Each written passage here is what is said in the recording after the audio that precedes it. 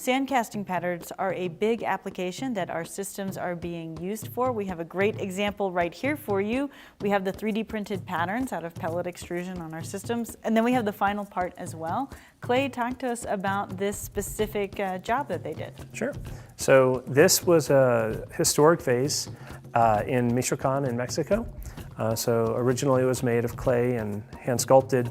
They were able to go in with a 3D scanner, scan the original part, convert it to digital files. They then created the cope and the drag pattern based off of those files. They 3D printed these using a Titan Robotics 3D printer, using pellet extrusion, and each one of these took about 13 hours to print. It was hand finished with body filler, and then they were packed in sand, removed, the two cavities were put together, and then they cast it in stainless steel.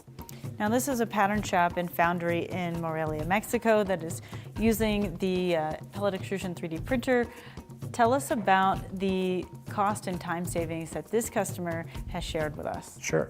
So they're seeing results about half the cost and half the time versus traditional manufacturing of patterns.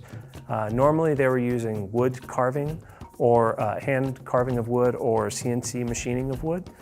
This has enabled them to be a lot more competitive and win a lot more bids in the foundry industry.